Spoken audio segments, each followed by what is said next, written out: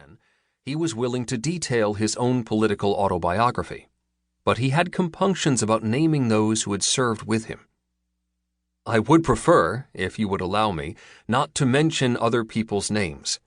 This is not the American way," added Parks. "To force a man to do this is not American justice." Chairman Wood said he was not going to press the point unless other members of the committee wished to, and Congressman Francis E. Walter of Pennsylvania, who in 1954 assumed the chair himself, seemed to agree.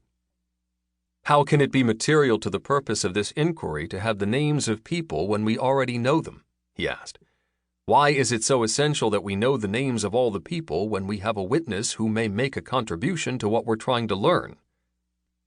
Isn't it far more important to learn the extent of the activity and what the purpose of the organization actually was than to get a long list of names of bleeding hearts and fools, suckers, hard-boiled communist politicians? As long as we have a witness willing and anxious to cooperate in carrying out what I conceive to be our purpose, I think the rest is all immaterial." In the afternoon session, Parks pleaded with the committee. "Don't present me with the choice of either being in contempt of this committee and going to jail or forcing me to really crawl through the mud to be an informer. For what purpose?" But Parks's plea was rejected. The committee went into executive session, and 2 days later it was leaked to the press that Parks had succumbed and named the names. By talking about himself, he had waived the right to refuse to talk about others, the committee insisted. Of course, the committee could have granted Parks's request as a matter of decency, even if not of legal right, but it refused to do so. "The ultimate test of the credibility of a witness," Congressman Donald L. Jackson of California later explained, "is the extent to which he is willing to cooperate with the committee in giving full details as to not only the place of activities, but also the names of those who participated with him in the Communist Party."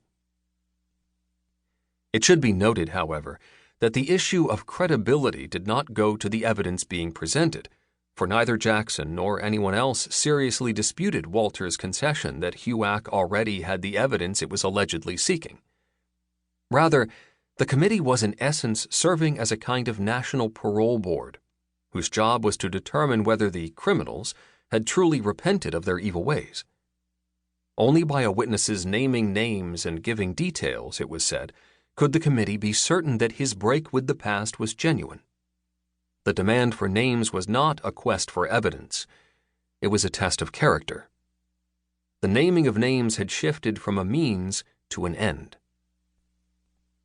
From that day forward, those called to testify were advised by their attorneys that they had 3 choices: to invoke the First Amendment, with its guarantee of free speech and association, and risk going to prison for contempt of Congress, like the Hollywood 10; to invoke the Fifth Amendment, with its privilege against self-incrimination, and lose their jobs.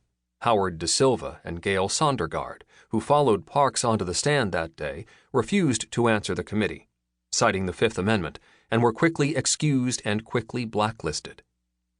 Or to cooperate with the committee and name names and hope to continue working, as Sterling Hayden did, the first witness after Larry Parks to name names.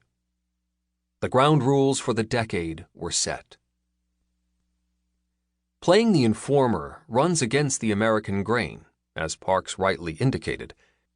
As a people, we start out with presumptions against certain activities, and among these prescribed undertakings are lying, theft, murder, incest, treason, and informing. And informing ranks high on this dark list. In the abstract, many Americans would probably subscribe to E.M. Forster's famous sentiment, "If I had to choose between betraying my country and betraying my friend, I hope I should have the guts to betray my country." Going into the 1950s, the image of the informer most Americans carried had been set, in no small part, by Hollywood.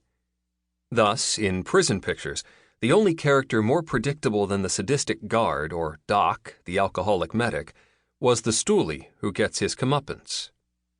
In Brute Force, 1947, directed by Jules Dassin, who was later blacklisted, an inmate sums up the prevailing perspective when he says to Hume Cronin, the sadistic